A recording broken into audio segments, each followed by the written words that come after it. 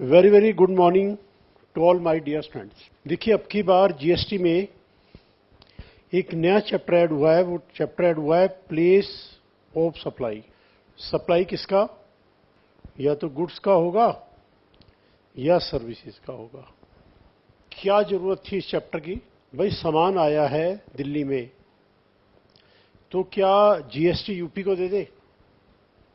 या सामान आया यूपी में, तो क्या जीएसटी दिल्ली को दे दे?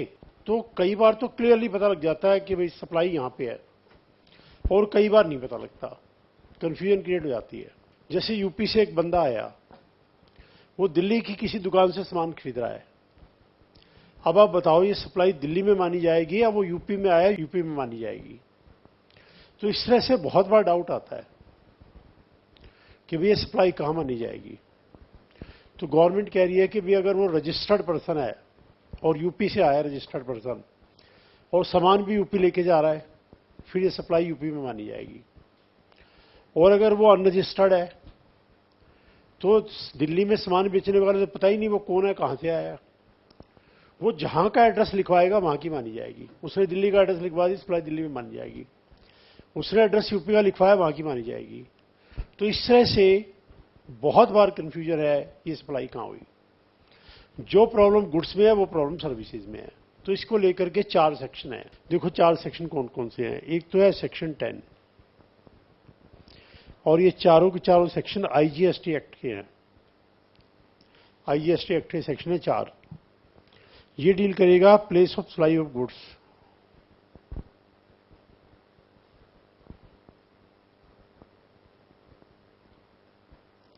अदर देन इंपोर्ट और एक्सपोर्ट। सेक्शन 11 ये डील करेगा place of supply of goods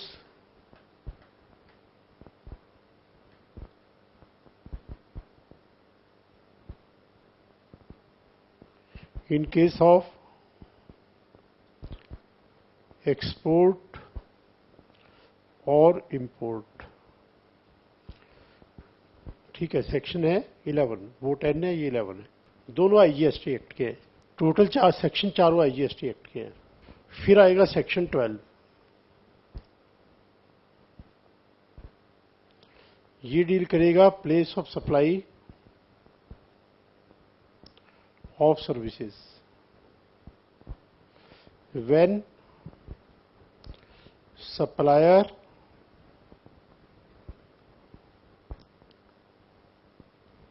and recipient both are in India। Supply देने वाले दोनों इंडिया में है, तब डिसाइड करेगा प्लेस सप्लाई ऑफ सर्विसेज का है। और एक आएगा सेक्शन 13। ये डील करेगा place of supply of services when either supplier और रिसिपिएंट और both outside India.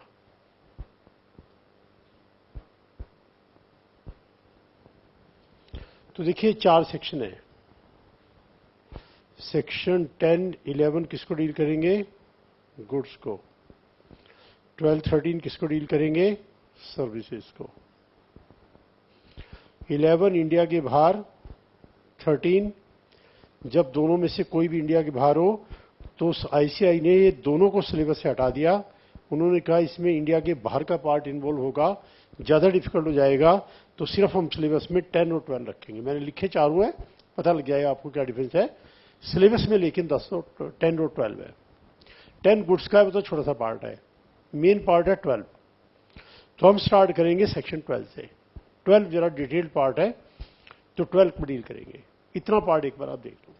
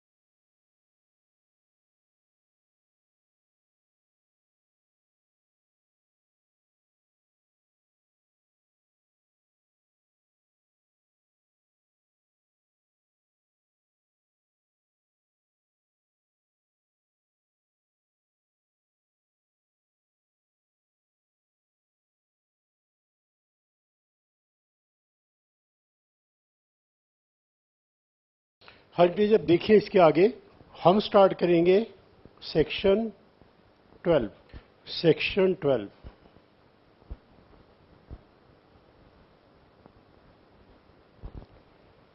place of supply of services when supplier and recipient both are in India। देखिए अब इसमें 3 टाइप की कैटेगरी बनाई गई है, first category, second category, third category. First category में है 7 सर्विसेज। 7 सर्विसेज, इनका place of supply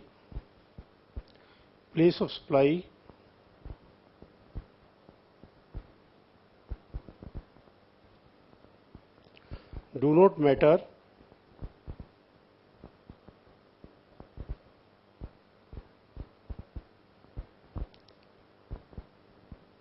when the supplier or recipient, when the supplier or recipient, rather supplier नहीं recipient वर्ड लीजिएगा, where the recipient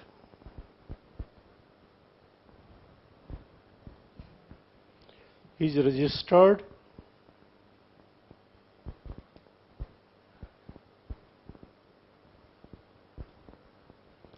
or unregistered।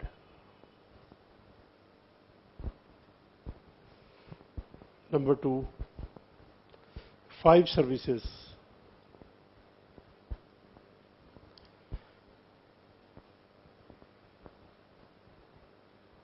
whether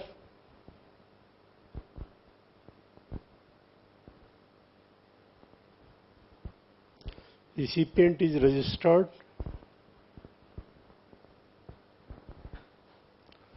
or unregistered, it will matter।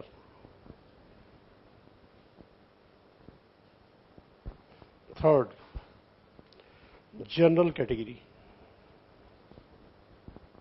देखिए इस बात को समझिए, एक पार्ट तो जनरल में बता दिया भाई, इन जनरल ऐसे पता लगेगा ये प्लेस ऑफ सप्लाई क्या है। 7 सर्विस में वो कह रही है अलग सिस्टम रहेगा, 7 का अलग अलग रहेगा, इससे फर्क नहीं पड़ेगा रिसिपिएंट रजिस्टर्ड है कि अनरजिस्टर्ड है। फिर 5 सर्विस का और अलग सिस्टम रहेगा, लेकिन इस पर डिपेंड करेगा और रजिस्टर्ड है कि अनरजिस्टर्ड। रजिस्टर्ड का अलग रहेगा, अनरजिस्टर्ड का अलग रहेगा। इसमें रजिस्टर्ड और अनरजिस्टर्ड का एक ही क्राइटेरिया रहेगा। जैसे मान लो एक लैंड है और हमने किसी बिल्डर को कहा भी बिल्डिंग बना दो, और वो बिल्डर कह रहा जी तुम चाहे रजिस्टर्ड हो चाहे अनरजिस्टर्ड हो, recipient registered do not matter, जहां पे बिल्डिंग बनाऊंगा सर्विसेज वहां है। जैसे मान लो मैं दिल्ली में हूं, मैं रजिस्टर्ड हूं, मुझे अपना क्लासरूम की बिल्डिंग बनवानी है मुंबई में, पूना में, और मैंने बात की किसी पर्सन से, वो बिल्डर जो है वो यूपी का है। तो बिल्डर यूपी वाला कह रहा है जी देखो बिल्डिंग तो कहां बननी है, महाराष्ट्र में, ये सप्लाई महाराष्ट्र में रहेगी। मैं तो रजिस्टर्ड हूं, वो कह रहे हैं अगर अनरजिस्टर्ड हो तो भी एक ही बात है, रजिस्टर्ड अनरजिस्टर्ड का फर्क नहीं है। मैं गया मुंबई में, जाके एक होटल में ठहरा, होटल का है मुंबई में, प्लेस ऑफ सप्लाई का मुंबई में, अब मैं रजिस्टर्ड अनरजिस्टर्ड कोई फर्क नहीं पड़ता। तो ये 7 सर्विस ऐसी आएंगी, 1 बाय 1 में भी लिखूंगा, जिसमें इस बात से फर्क नहीं पड़ता रिसिपिएंट कौन है। लेकिन जब सेकंड कैटेगरी में 5 सर्विस है, फर्क पड़ जाएगा। अगर रिसिपिएंट रजिस्टर्ड हो तो कुछ और क्राइटेरिया, अनरजिस्टर्ड हो तो कुछ और क्राइटेरिया। फिर लास्ट में जो बच गई सर्विस सारी, उसका रहेगा जनरल क्राइटेरिया। तो ये 7 सर्विस कौन सी है, मैं 1 बाय 1 लिख रहा हूं। सबसे पहली कैटेगरी में सबसे पहला पार्ट, कैटेगरी 1 में पहला पार्ट, ये रिलेट करता है इमूवेबल प्रॉपर्टी से, services in connection with immovable property. दूसरा पार्ट रिलेट करता है रेस्टोरेंट सर्विसेज से, या कैटरिंग सर्विसेज कह लो,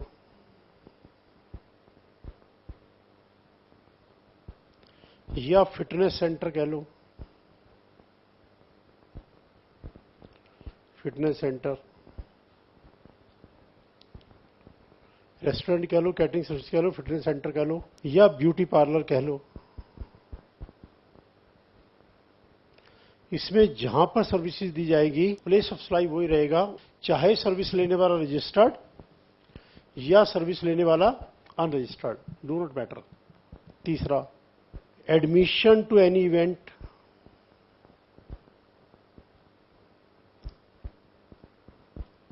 जैसे मूवी देखने गए, मैं रहने वाला तो दिल्ली का हूं, रजिस्ट्रेशन भी मेरा दिल्ली में, मूवी देखने चला गया मुंबई में, तो प्लेस सप्लाई क्या रहेगा, मुंबई।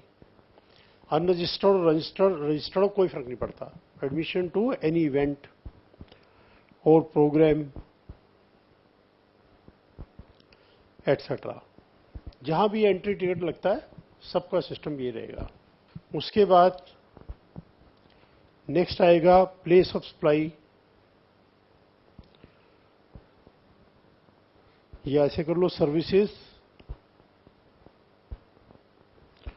On a convenience. जैसे मैं बाय एयर जा रहा हूं, दिल्ली से मैंने फ्लाइट ली मुंबई के लिए, इस रास्ते में एयरक्राफ्ट में मुझे सामान सर्व किया खाने पीने का, अब बताओ उसकी सप्लाई कहां मानी जाएगी। These are the services on a convenience. मैंने ट्रेन का टिकट लिया, राजधानी एक्सप्रेस का, यहां से मुंबई का, रास्ते में रेलवे की तरफ से मुझे सामान सप्लाई किया खाने पीने का, उसकी सप्लाई कहां मानी जाएगी। वो कह रहे स्टार्टिंग पॉइंट, जहां से ट्रेन स्टार्ट हुई है। कहां से स्टार्ट हुई है, दिल्ली से, जहां से स्टार्टिंग पॉइंट है। अब चाहे मैं रजिस्टर्ड हूं, अनरजिस्टर्ड, डोंट मैटर, जहां से स्टार्ट हुआ वहां से माना जाएगा। उसके बाद आ जाओ टेलीकम्युनिकेशन सर्विसेज,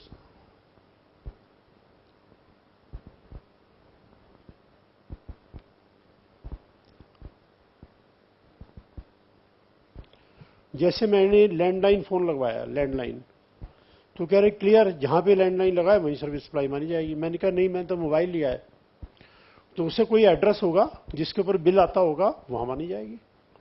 अब चाहे आप रजिस्टर्ड हो लेने वाले, चाहे अनरजिस्टर्ड, डोंट मैटर, जिस एड्रेस पे बिल आएगा। और मैंने कहा प्रीपेड, कोई बात नहीं। वो कह रहे जहां से आपने प्रीपेड कार्ड खरीदा, जहां से परचेज किया, वहां माना जाएगा। रजिस्टर्ड अनरजिस्टर्ड का फर्क नहीं है।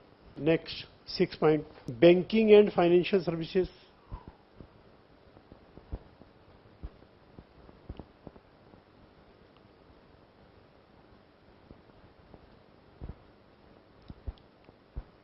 हमने देखिए बैंकिंग एंड फाइनेंशियल सर्विसेज, मैं रहता हूं दिल्ली में, अकाउंट मैंने खुलवाया है हरियाणा में, स्टेट बैंक हिसार ब्रांच, और वहां पे मैंने दिल्ली का एड्रेस दे रखा है। तो ये बैंक जो भी मुझे सर्विसेज देगा, ये मानी जाएगी उसने सर्विसेज मुझे हरियाणा से दिल्ली में दी है, तो इसके ऊपर वो आईजीएसटी लगा के देगा, इंटर स्टेट सर्विसेज है। जो बैंक की बुक्स में एड्रेस है वहां मानी जाएगी सर्विस दी, चाहे मैं रजिस्टर्ड हूं चाहे अनरजिस्टर्ड हूं। अब लेट्स सी कि मैंने स्टेट बैंक हिसार से एक ड्राफ्ट बनवाया और मेरा कोई अकाउंट नहीं है, पे ऑर्डर खरीदा, मेरा कोई अकाउंट नहीं है। तो अगर मैंने अकाउंट वहां अकाउंट से पे ऑर्डर बनवाया होता फिर तो दिल्ली माना जाता, अकाउंट से नहीं बनवाया, तो बैंक के पास मेरा एड्रेस है ही नहीं, तो बैंक मुझसे पे ऑर्डर बनाने की चार्ज ले रहा है, तो सर्विस कहां मानी जाएगी, हरियाणा में ही, हिसार में ही मानी जाएगी। यानी बैंक भी हिसार में है, सर्विसेज भी हिसार में दी है, यानी लगेगा हरियाणा का एसजीएसटी और सीजीएसटी के साथ में लगेगा ही। तो दोबारा देख लीजिए, बैंक के केस में क्या रहेगा, अगर तो हमारा एड्रेस बैंक के पास है तो बैंक ने वहां सर्विस दी जहां हमारा एड्रेस है, चाहे मैं रजिस्टर्ड चाहे मैं अनरजिस्टर्ड। 7 सर्विसेज में रजिस्टर्ड अनरजिस्टर्ड का फर्क नहीं है, 7 है ये। उसके बाद में अगर बैंक के पास एड्रेस ही नहीं है तो बैंक की अपनी लोकेशन देख लो, सप्लायर की अपनी लोकेशन देख लो, हिसार है वही माना जाएगा। ये रहेगा बैंकिंग एंड फाइनेंशियल सर्विसेज का। टोटल 7 है, अभी तो मैंने 6 लिखी है ना, हाँ एक और है, 7। इन 7 में एक ही सिस्टम है, 7 में लिख लो एडवर्टाइजमेंट सर्विसेज,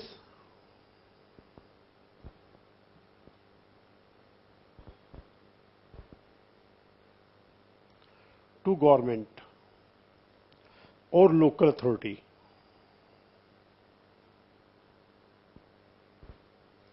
देखो अगर advertisement service government local authority की दोगे तो यहां कवर होगा, अगर गवर्नमेंट को नहीं किसी और को दी यहां कवर नहीं होगा, फिर ये जनरल कैटेगरी में जाएगा। स्टार्टिंग में मैंने 3 कैटेगरी लिखी थी, तो ये 3rd कैटेगरी में चला जाएगा, जनरल कैटेगरी में चला जाएगा। गवर्नमेंट को देंगे तो यहां रहेगा 1st कैटेगरी में, ठीक है। अब इसमें क्राइटेरिया क्या रहेगा, देखिए क्राइटेरिया क्या रहेगा, सेंट्रल गवर्नमेंट है, सेंट्रल गवर्नमेंट का पब्लिसिटी डिपार्टमेंट है, पब्लिसिटी डिपार्टमेंट जो एडवर्टाइजमेंट करेगा, पब्लिक रिलेशंस। इनको एक ऐड देना है, बेटी बचाओ बेटी पढ़ाओ, और सारी स्टेट से इनकी बात हुई है कि भाई हम पूरे इंडिया में ऐड देंगे और सारी स्टेट्स इसमें अपना अपना हिस्सा देंगे, अपना अपना शेयर देंगे। कॉन्ट्रैक्ट हुआ हिंदुस्तान टाइम्स से, न्यूज़पेपर से। उस न्यूज़पेपर की 1 लाख कॉपीज तो बढ़ती हैं दिल्ली में, 1 लाख जाती है यूपी में, 1 लाख जाती है हरियाणा में, और 1 लाख जाती है पंजाब में, मान लो, ठीक है। और टोटल पेमेंट फिक्स हुआ था 8 लाख रुपए, 8 लाख एडवर्टाइजमेंट देंगे, 8 लाख रुपए एडवर्टाइजमेंट का। तो माना जाएगा 4 जहां पे 25% की सप्लाई हुई है। तो दिल्ली में मान लो हिंदुस्तान टाइम्स, तो 2 लाख का तो बिल ये इस एडवर्टाइजमेंट अथॉरिटी पे दिल्ली का इशू करेगा, दिल्ली का सीजीएसटी और एसजीएसटी लगेगा। 2 लाख का बिल ये दे देगा, मान लो हरियाणा का, तो आईजीएसटी का दे देगा, यानी सप्लाई हुई है दिल्ली से हरियाणा में, 2 लाख के बिल पे आईजीएसटी लग जाएगा। 2 लाख की सप्लाई हुई है पंजाब में, फिर आईजीएसटी लग जाएगा दिल्ली से पंजाब। 2 लाख की हुई है मान लो यूपी में, तो 2 लाख का वहां लग जाएगा। यानी जितनी एडवर्टाइजमेंट जिस जिस स्टेट में करेंगे, समझो प्लेस ऑफ सप्लाई वो है। तो इस 7 को पहले आप याद कर लो। इसमें ये नहीं देखना सर्विस रिसीव करने वाला रजिस्टर्ड है कि अनरजिस्टर्ड है, ये नहीं देखना। अभी 5 इसके बाद आएगी, उसमें देखना है। फिर जनरल कैटेगरी लास्ट में जितनी भी बच गई उसमें भी देखना है, रजिस्टर्ड अनरजिस्टर्ड का उसमें भी फर्क है। इन 7 में कोई फर्क नहीं रजिस्टर्ड अनरजिस्टर्ड का, ठीक है जी। देखो इसको,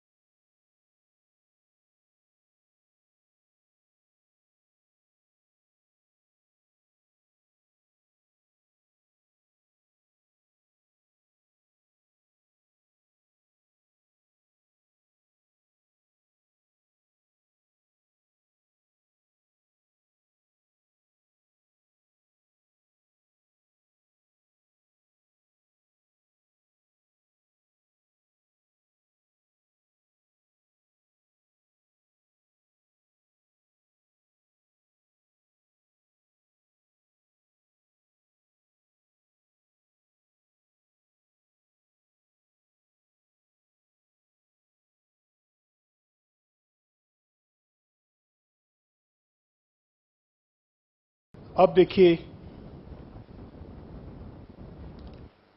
5 सर्विसेज ऐसी है जिसमें ये देखना पड़ेगा रिसिपिएंट रजिस्टर्ड है कि अनरजिस्टर्ड है। रजिस्टर्ड है तो अलग सिस्टम, अनरजिस्टर्ड है तो अलग सिस्टम। ये कैटेगरी सेकंड का first part.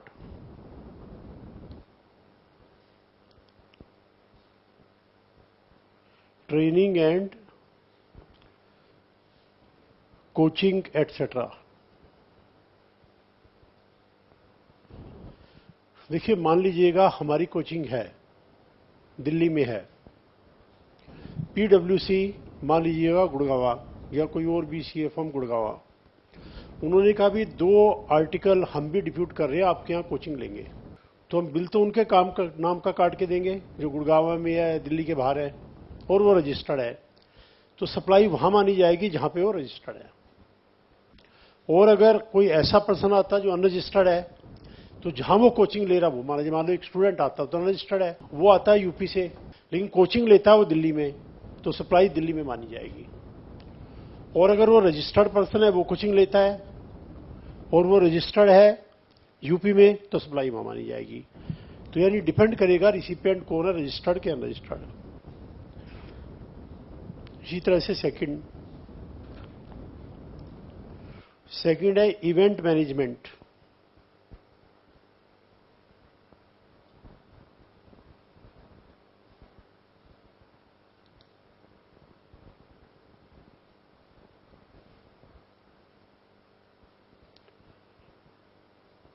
Event management services. मैंने दिल्ली में रहते हुए एक मुंबई की इवेंट मैनेजमेंट कंपनी से बात की, भी मुझे ना एक सेमिनार कंडक्ट करवाना है मुंबई में, सेमिनार। उन्होंने कहा जी कर देंगे, सारा अरेंजमेंट हमारा होगा। मैंने कितना पेमेंट लोगे? लगे 2 लाख रुपया। तो देखो मैं तो दिल्ली में हूं, मेरे लिए इवेंट कहां अरेंज कर रहे हैं? मुंबई में। तो उसे भाई अगर रिसिपिएंट मैं अगर रजिस्टर्ड हूं तो सप्लाई दिल्ली में मानी जाएगी, और मान लो मैं अनरजिस्टर्ड हूं तो सप्लाई मुंबई में मानी जाएगी। रजिस्टर्ड होने पर जो प्लेस है जहां पे मैं रजिस्टर्ड वो माना जाएगा। यानी इन जो 3 4 5 सर्विसेज अभी लिखेंगे उन सभी में लगभग यही सिस्टम है कि भी आप ये चेक कर लो, अगर रजिस्टर्ड है तो उसका जो एड्रेस है वही माना जाएगा, अनरजिस्टर्ड है तो क्राइटेरिया बदलेगा। जैसे ट्रेनिंग में जहां पर ये ट्रेनिंग हुई है, इवेंट मैनेजमेंट में जहां ये इवेंट हुई है, इसी तरह से बाकी 3 सर्विस हो रहा है वो भी मैं लिख रहा हूं। नेक्स्ट वन है ट्रांसपोर्टेशन गुड्स।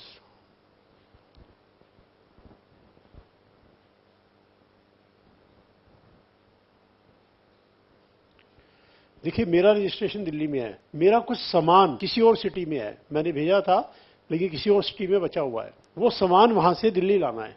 सामान तो चला, मान लीजिएगा मैं कहता हूं जी लखनऊ में मेरे पास मेरी बुक्स वगैरह पड़ी हुई है और सामान पड़ा हुआ है, हमारा कोचिंग सेंटर था उसका सामान बचा हुआ है, वो लेके आना है यहाँ। तो मैंने उनको ऑर्डर किया भी आप सामान सारा यहाँ ले आओ, तो जबकि सामान तो लखनऊ से दिल्ली आ रहा है, सप्लाई मानी जाएगी जहां मेरा प्लेस रजिस्टर्ड है।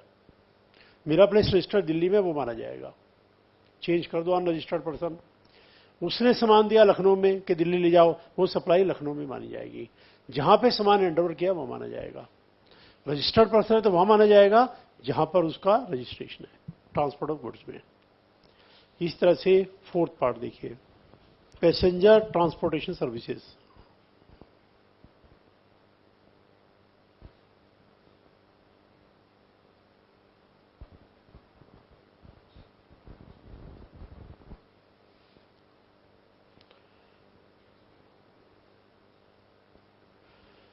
देखिए मैं रजिस्टर्ड हूं दिल्ली में, मैंने टिकट खरीदा दिल्ली से मुंबई का, तो गौ से अगर आप रजिस्टर्ड हो तो जहां आपका रजिस्ट्रेशन सप्लाई वही मानी जाएगी, जबकि मैं गया दिल्ली से मुंबई हूं। चेंज कर दो। वापिस आते हुए मुंबई से टिकट खरीदा, उससे आप चाहे टिकट दिल्ली से खरीद लो, चाहे मुंबई से खरीद लो, चाहे कैलकाटा से, दुनिया में कहीं, पूरे इंडिया में कहीं से खरीद लो, you are a registered person. जो भी आपको सर्विस दे रहा है, जिससे भी टिकट खरीद रहे हो, वो कहेगा सप्लाई मैंने कहां दिया, दिल्ली में। मान लो मैंने मुंबई से खरीदा है, दिल्ली माना जाएगा, आईजीएसटी लग जाएगा। और अगर मैं अनरजिस्टर्ड हूं तो जहां से मैं बस लूंगा, मान लो एक स्टूडेंट ने मुंबई से बस ली तो सप्लाई मुंबई में मानी जाएगी, जहां से आप एंटर कर रहे हो, बस में, एयरक्राफ्ट में या ट्रेन में, जहां भी। उसके बाद इसमें 5वीं सर्विस है इंश्योरेंस सर्विसेज।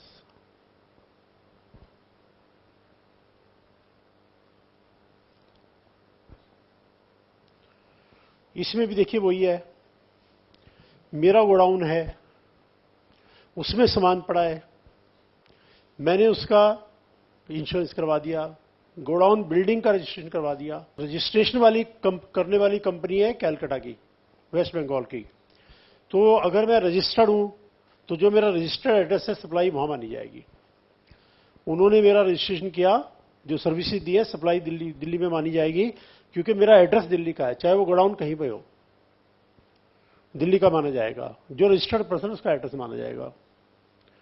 और अगर वो अनरजिस्टर्ड है तो अनरजिस्टर्ड जहां का एड्रेस देगा वहां का माना जाएगा। जैसे मान लो मैं रजिस्टर्ड हूं, मुझे तो एड्रेस देने की जरूरत ही नहीं, रजिस्टर्ड हूं तो मैं जीएसटी बताऊंगा। अब मैं किसी से भी इंश्योरेंस करवा लूं, वो सप्लाई जहां मेरा रजिस्ट्रेशन दिल्ली में वहां मानी जाएगी।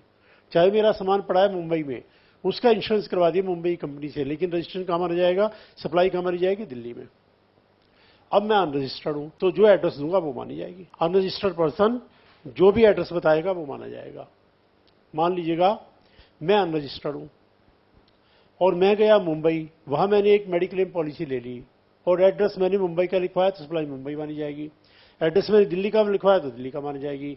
जहां का एड्रेस लिखवाएंगे वहां का माना जाएगा। अब आती है कैटेगरी 3 जनरल। इन 12 सर्विस को छोड़ के बाकी सबके ऊपर ये क्राइटेरिया लगेगा जो अभी हम कर रहे हैं, ये क्राइटेरिया लगेगा, जनरल क्राइटेरिया। जनरल क्राइटेरिया ये है कि अगर आप रजिस्टर्ड पर्सन को दे रहे हो तो जो प्लेस ऑफ रजिस्ट्रेशन है वही माना जाएगा। जैसे एक चार्ट अकाउंटेंट ने यूपी की एक कंपनी को सर्विस दी जो कि रजिस्टर्ड है यूपी में, सप्लाई यूपी में मानी जाएगी। और अगर वो रजिस्टर्ड नहीं है तो उसने जो एड्रेस बताया है, मान लो एक पर्सन सर्विस ले रहा है, वो रजिस्टर्ड नहीं है, वो दिल्ली में आया सर्विस लेने, उसने एड्रेस हरियाणा का दिया है, सर्विस हरियाणा में मानी जाएगी। एड्रेस पंजाब का दिया है, वहां माना जाएगा। उसने एड्रेस दिया ही नहीं, खाली कंसल्टेंसी लेके चला गया, तो जहां लोकेशन है सप्लायर की दिल्ली, वो माना जाएगा। ये क्राइटेरिया रहेगा। तो ये मैंने आपको ब्रीफली बताया है, इसका डिटेल्ड डॉक्यूमेंट हमारी साइट के ऊपर है। तो आप उस डिटेल डॉक्यूमेंट को पढ़ सकते हैं। जितना पार्ट मैंने बताया उसको अगर आप बेसिक पार्ट समझ जाएंगे तो उस डिटेल डॉक्यूमेंट आपको सारा समझ में आ जाएगा।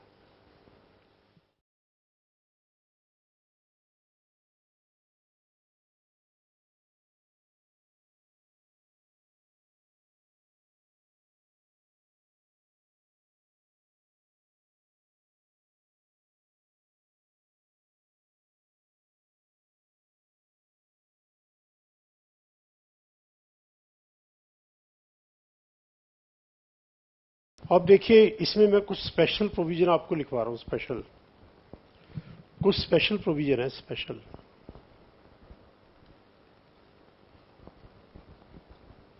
If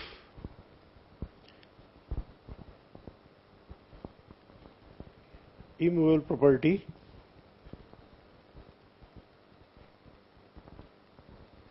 or boat or vessel etc.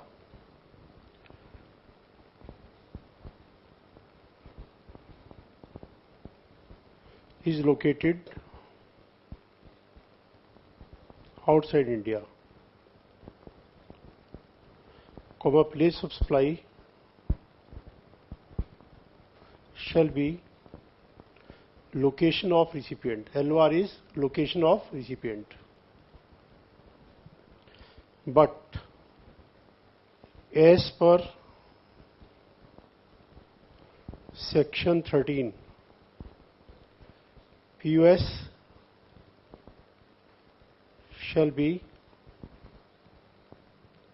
location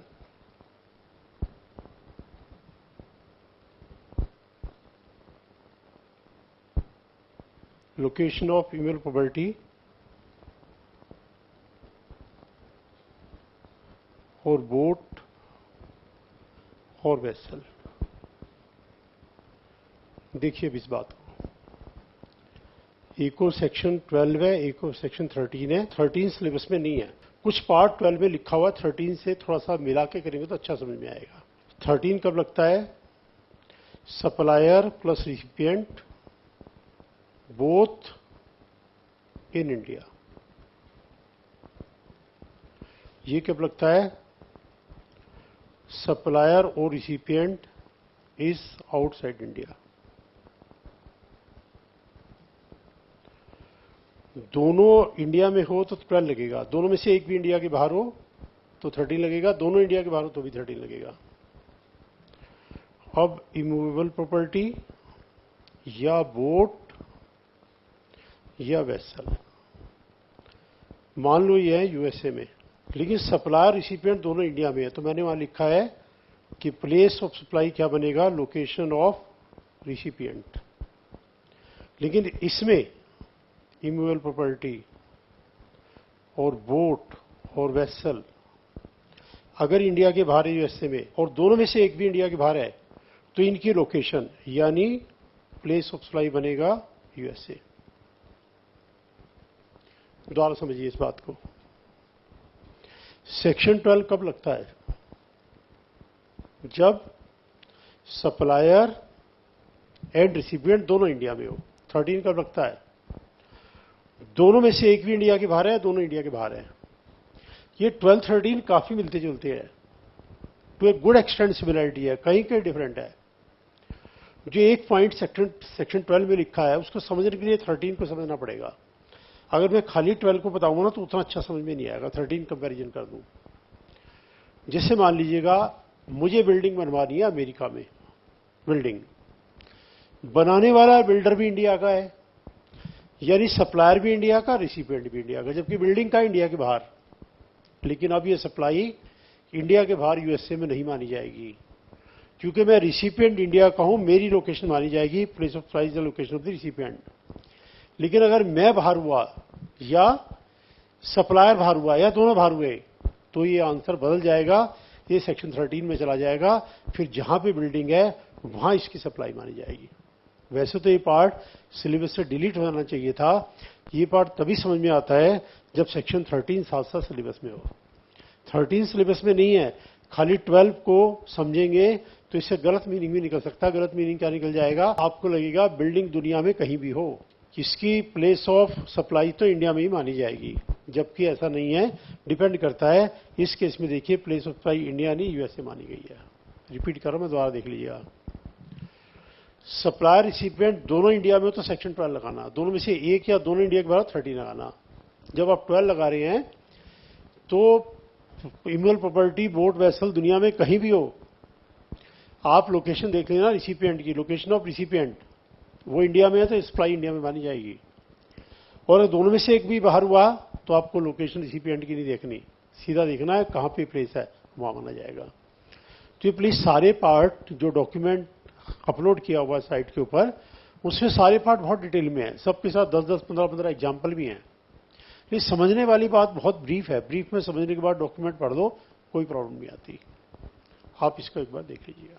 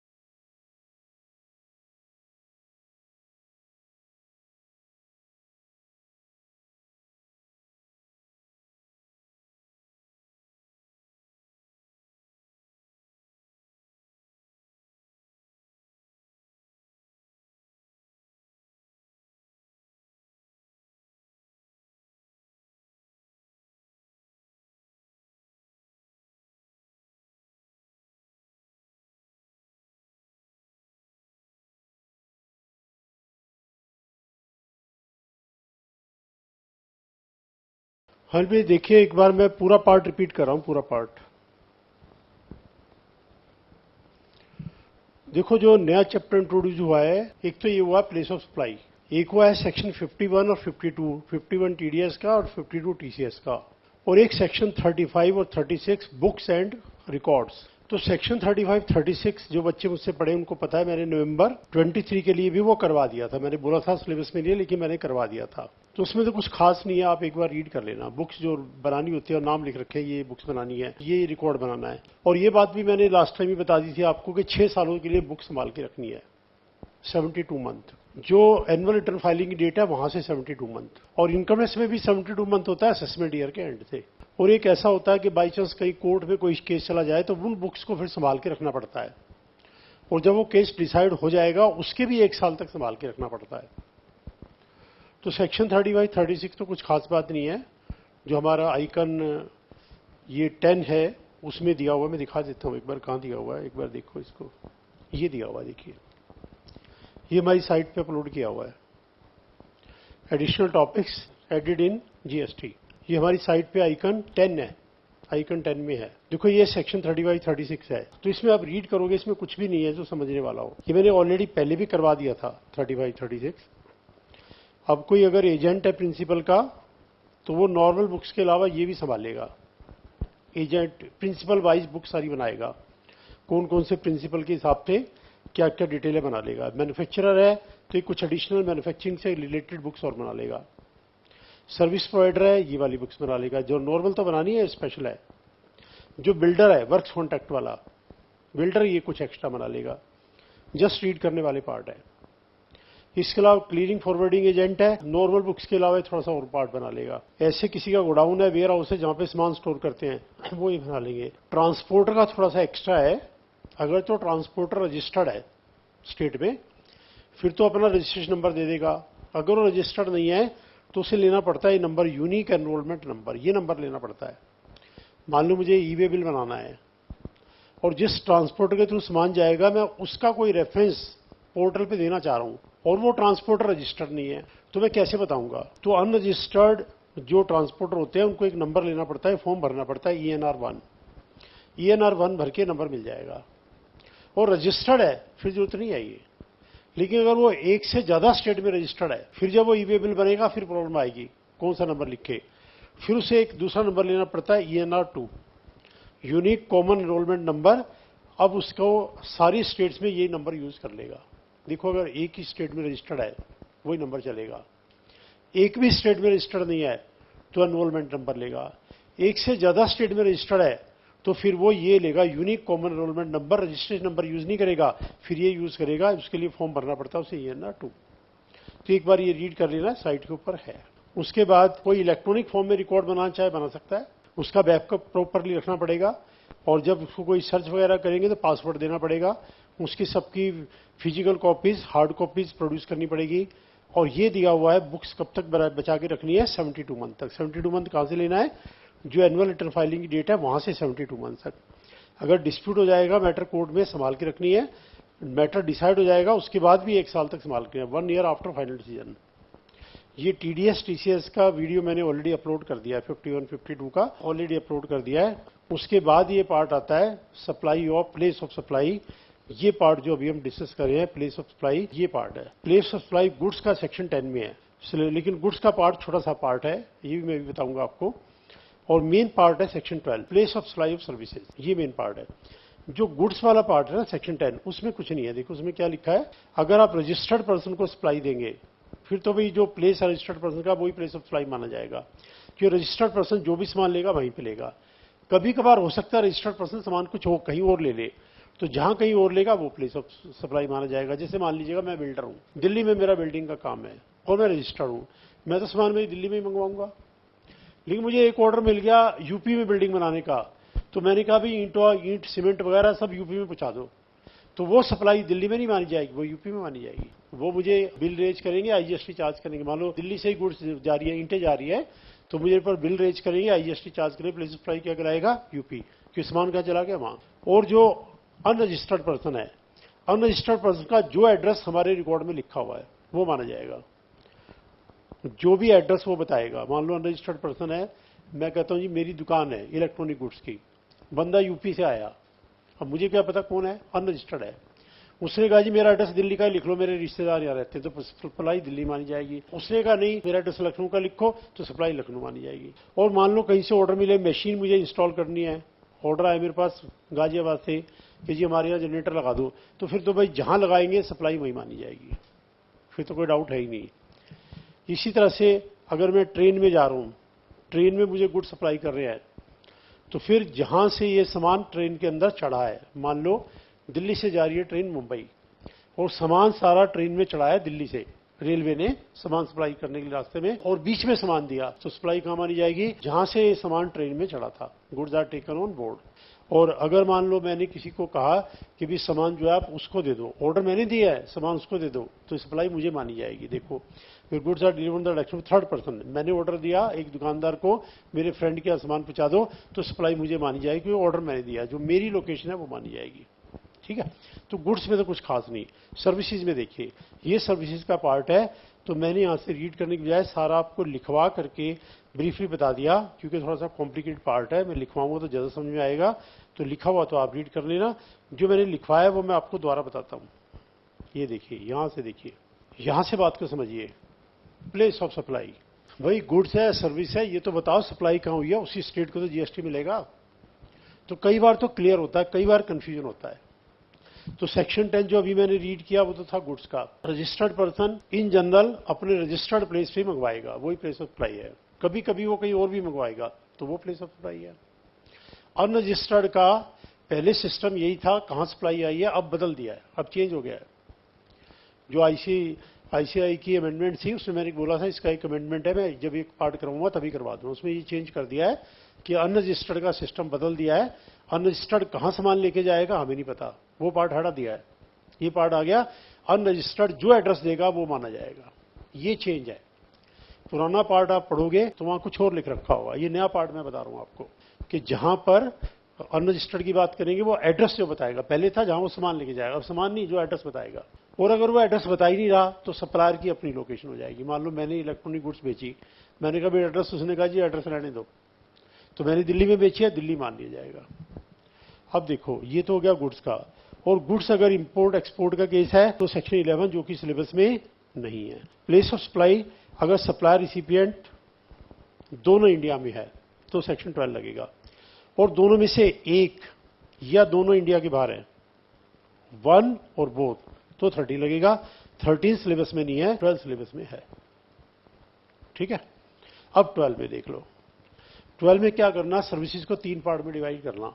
total मान के चलो 7 + 5 + 1, 1 मतलब जनरल, बाकी सब इसमें है।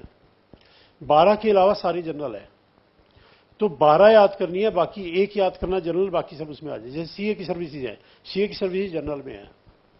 अब ये 7 सर्विस देखो कौन कौन सी है। अगर तो भाई हमने सप्लाई की है 7 सर्विसेज, देखो अगर इमूवेबल प्रॉपर्टी से रिलेटेड सर्विस है, मान लो कंस्ट्रक्शन कर रहे हैं इमूवेबल प्रॉपर्टी की, होटल भी बीच में आ जाएगा, बोट और वेसल भी बीच में आ जाएंगे। देखो इसके साथ में अगर होटल में जाके हम स्टे करें वो भी बीच में आएगा, इसके साथ में कोई बोट है, वेसल है, वो भी बीच में आ जाएंगी। जहां पर ये है, जैसे मान लो मुंबई की एक कंपनी है और मैंने अपनी बिल्डिंग मुंबई में बनाई, तो सप्लाई मुंबई में मानी जाएगी, दिल्ली में नहीं, जबकि मैं रजिस्टर्ड दिल्ली में हूं। तो इन 7 सर्विसेज में सर्विस लेने वाला रजिस्टर्ड की तो बात ही नहीं है। बात यह है भैया, देख लो ये कहां है। फिर इसी का वो पार्ट है जो एंड में मैंने स्पेशल करके लिखवाया। देखो इसी का पार्ट है जो एंड में स्पेशल करके लिखवाया है, ये वाला पार्ट है इसी का स्पेशल करके लिखवाया है कि इमूवेबल प्रॉपर्टी मैंने कहा जहां भी हो, मान लो अमेरिका में है तो अमेरिका में माना जाएगा, लेकिन नहीं, वो कह रहे हैं अगर इसका जो सप्लायर और रिसिपिएंट दोनों इंडिया में है, तो अगर ये इंडिया के बाहर है तो इंडिया के बाहर नहीं मानी जाएगी। कहां मानी जाएगी, लोकेशन ऑफ रिसिपिएंट, जो एड्रेस रिसिपिएंट का वो माना जाएगा। लेकिन अगर दोनों में से एक या दोनों इंडिया के बाहर है, फिर ये सिस्टम नहीं रहेगा। तो फिर क्या बनेगा, जहां पे इमूवेबल प्रॉपर्टी है यूएसए में वहीं मानी जाएगी। और ये पार्ट मैंने दोबारा फिर यहां लिख के आपको बताया था। तो ये पार्ट फर्स्ट पॉइंट से रिलेटेड है इमूवेबल प्रॉपर्टी से। रेस्टोरेंट कैटरिंग में कोई प्रॉब्लम नहीं, जहां पर ही है। मैं गया मुंबई में, मैंने एक रेस्टोरेंट में खाना खाया, मैंने कहा जी मैं तो रजिस्टर्ड हूं दिल्ली में, वो कहेंगे फिर हम क्या करें, रहो दिल्ली में रजिस्टर्ड, सप्लाई तो मुंबई में मानी जाएगी।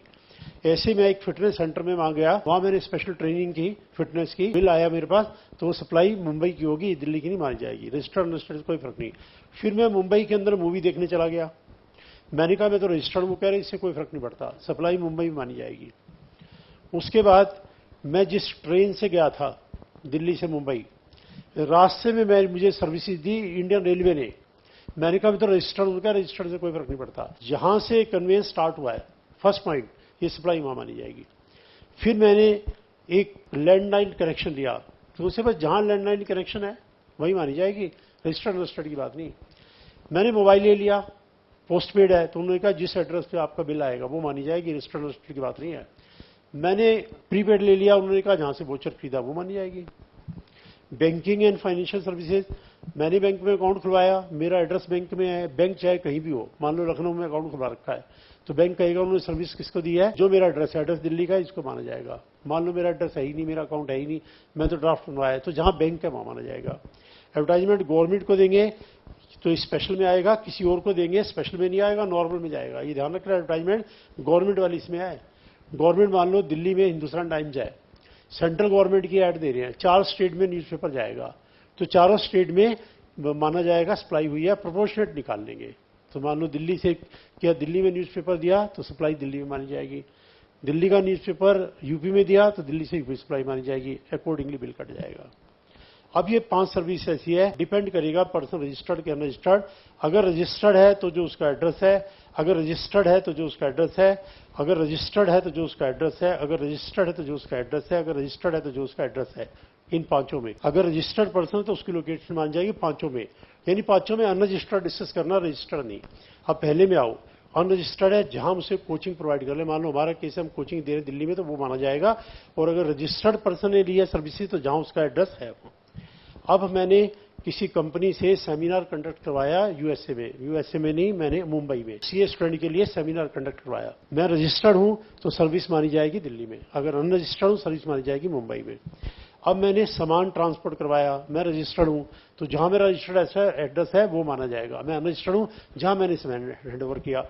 अब मैं टिकट खरीद रहा हूं मुंबई से दिल्ली का, वापिस आ रहा हूं, रजिस्टर्ड हूं, दिल्ली में मानी जाएगी जो मेरा प्लेस ऑफ एड्रेस है, जो मेरा प्लेस ऑफ रजिस्ट्रेशन है। अनरजिस्टर्ड हूं मुंबई, जहां से मैंने बस ली है, ट्रेन ली है। इंश्योरेंस सर्विसेज, अगर एड्रेस दिया, अगर रजिस्टर्ड है तो वो माना जाएगा, अनरजिस्टर्ड जो एड्रेस आपने दिया हो। इसके अलावा अब जितनी सर्विसेज बच गई वो सारी रजिस्टर्ड है तो रजिस्टर्ड का ही प्लेस माना जाएगा। जैसे चार्ट अकाउंटेंट ने एक रजिस्टर्ड पर्सन को दी, दिल्ली का चार्ट अकाउंटेंट ने यूपी वाले को दी, रजिस्टर्ड पर्सन है, चाहे वो खुद आया था कंसल्टेंसी लेने, ये यूपी मानी जाएगी।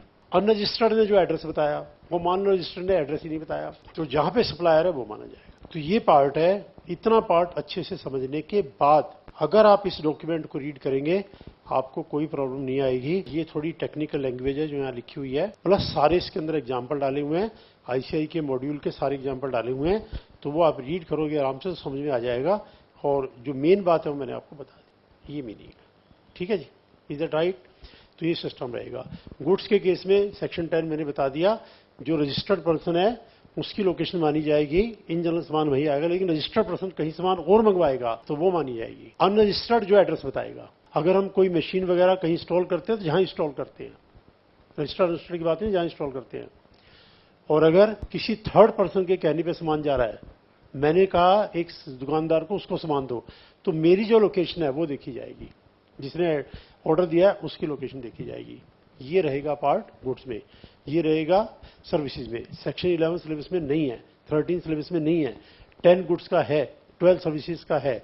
एक पार्ट है बुक्स एंड अकाउंट्स का, वो पार्ट सिंपल है, मैंने पहले भी करवाया था, आप रीड कर लेना, उसमें कुछ खास नहीं है।